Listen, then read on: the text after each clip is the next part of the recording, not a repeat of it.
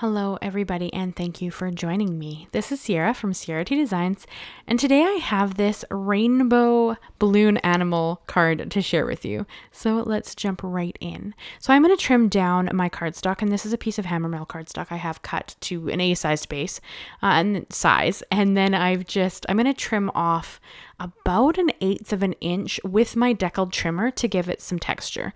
I'm going to end up trimming a piece of cardstock later as well, a fog cardstock, but right here, I wasn't going to give it a mat, so I was just creating my panel, and I am going to have to trim it down a little bit later. And I did bring in a cloud stencil from my set of stencils, and I did bring in a bunch of Distress Oxide inks. So I have Picked Raspberry, Carved Pumpkin, Carved Pumpkin, Squeezed Lemonade, Twisted Citron, Mermaid, Lagoon, Wilted, Violet. So that's kind of my preferred ink color palette for a rainbow, but of course you could go more subtle than this. This is a very bold rainbow, but I really like how it turns out. And I do have the mini or the small blending brushes by Simon Says Stamp for this. Now my inks, I recently re-inked a lot of them, so they're very, very juicy. So you kind of lose a little bit of the cloud detail with it. And I'm not even putting that much ink down, but I kind of wish that I had been a little bit lighter handed here. I have a heavier hand to start with, so you kind of end up, you get a lot of color, but I think the clouds get a little bit lost. I mean, I think that it's fairly obvious that it's a sky, but I think that the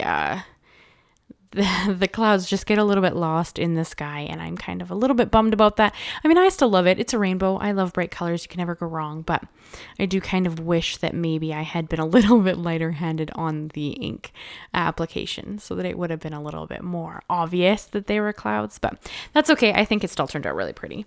And I did wipe the stencil off there before I switched to the last two colors, and I did actually flip it over as well just to get a bit of a different look to the clouds, so they wouldn't look exactly the same as we went down the card. And I just did the whole card front. There is a little bit of space added at the bottom there. There's still open at the bottom there.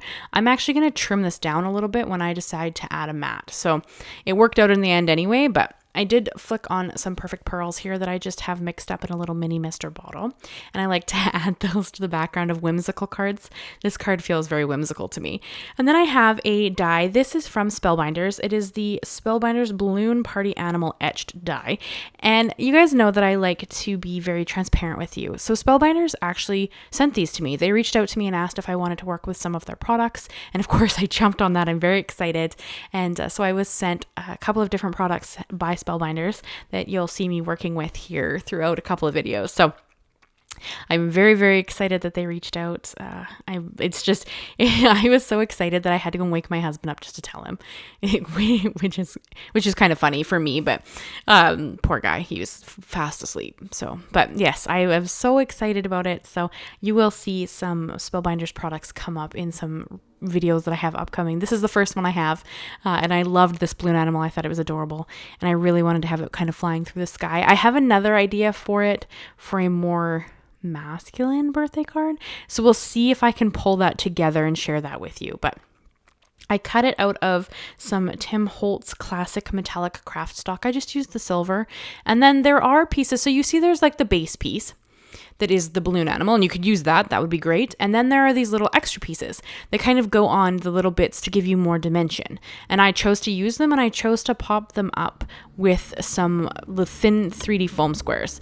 You don't need the foam squares. I mean, you could again adhere them. You could have them be a lighter color or a darker color to add more dimension. I chose to keep them the exact same color because I wanted it to be your focal, but I wanted the background to be very vibrant. So I kind of chose to have that be more what you would focus on. But there's so many ways you could use this die. Like, I just think it's, and I mean, I think that it would be really appropriate for lots of different cards. Like, I think you could use it for kids cards and masculine cards, feminine cards. Like, I think that it really lends itself to being very versatile, which is amazing. And then here's where I decided I really wanted to bring in some fog cardstock. I think that because I have a lot of white space in the background, that having the white background or the white panel and the white card base, I wanted a little bit of differentiation, but I didn't want black because I have no black in this card design. So I brought in a piece of fog cardstock from Simon Says Stamp, very, very pale gray, and I'm also going to use that for my sentiment. So this sentiment is from the Spellbinders Complimentary Slider Greetings stamp set, which they also sent to me. And I'm just going to white heat emboss it on that same fog cardstock so that I have a little bit more gray in the design than just the matte. I do kind of try to repeat colors if they're not the focal. I hope that kind of makes sense. Like the rainbow is kind of what's going to catch your eye. That's why the balloon is in a more neutral tone, although it's a little special because it's metallic. But for the matte, I really wanted to have a little bit more, so I brought it in and did my sentiment as well. And I did use Alabaster white embossing powder to create this sentiment here. It's probably one of my favorite white embossing powders. And I'm going to just trim this out in a label. So the kind of idea here was like that this balloon animal was like flying through the air in this rainbow. It's whimsical again, flying through the clouds, and it was kind of dragging its sentiment along behind it. So you absolutely could have made this into a tag or, you know, something a little different. I made it a label because I thought that that would look cute. And of course, again, you could have used the distress trimmer, which instead of this one, like I'm making the corners straight. You could make them, you know, deckled. Sorry, the deckled trimmer. You could deckle them, but I didn't. So I wanted them to be straight so that it kind of repeats the card bases look. So that's kind of my thought process. And then I put a piece of, this is, I believe, 1/8 of an inch score tape behind my balloon animal because I wanted to tie some thin thread, like you see kind of sitting there below the card. It's just sitting on my desk, and I want to tie that around the balloon animal as if it's flying away, right? So I'm going to wrap it around the body of the balloon. You could attach it to the face. That is where the spout of the balloon, I'm not sure what the right word is there, but I didn't want it to look like it was top heavy. Like because if coming from the face, you'd have to have the face lower. Like it wouldn't, I didn't like how it looked. So I chose to have it come from the center of the body. And I kind of just wrapped the string around the body of the balloon.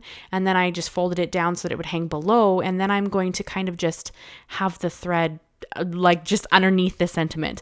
I like that look. It's a bit of a messier look, totally unnecessary. If you don't like it, just tie it off on a bow and sit it on top of the sentiment. That would look pretty too, like off to a side. This is just, I like dimension and texture, and I felt that this was very whimsical. So I just thought it was kind of cute to have this sentiment flying along behind my balloon on a nest of thread. So that's kind of my thought process there, and I thought it turned out pretty cute. So I'm just going to adhere the balloon animal down with some of my Nuvo Deluxe glue, and I adhered him straight down because I have dimension already on the extra pieces. And then I did put some thin 3D foam squares behind the sentiment just to pop it up a little bit. This would just kind of put it on the same level as the balloon. Not quite, but it gives it a little bit of dimension. So it kind of looks like it's floating. I hope that kind of makes sense because I kind of thought it was floating on these threads behind the balloon animal, which I just thought was kind of cute. This would look super cute as a tag too. Like I said, like a small tag if you had done the thread in that and just kind of had it floating along behind the balloon. And that would look really super cute too. But this is kind of what I came up with, and this is what I went with. And I think it turned out pretty cute. And then I'm going to adhere it down to the card, well, the mat, and then the base, of course.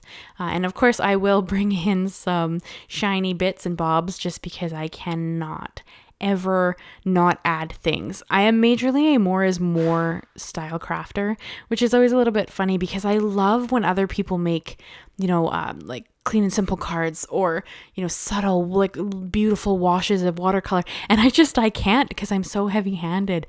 I can't stop myself. So I always struggle a little bit. I love that when other people make it, but I just kind of am a vibrant, bold card maker. So that's okay. It makes me smile. That's kind of the point. So I did bring in some vanilla luster sequins and just adhered a couple of them across the front. It doesn't need a lot. That's why they're a very subtle gem, or they're not a gem, sorry, they're a sequin, but they're a very subtle shine. They just add a little bit of shimmer without really being super eye-catching because the background is quite eye-catching. So I kind of just left it at that. And I'm going to hold it up so you guys can check out the card in all its glory. I love how it turned out. I love to hear what you guys have to say or what you think of the card. Thank you so much. I hope you'll leave me a like, leave me a comment, and consider subscribing. I do new videos every Monday and Thursday. Thank you so much, guys, and I will see you again very soon. Bye-bye for now.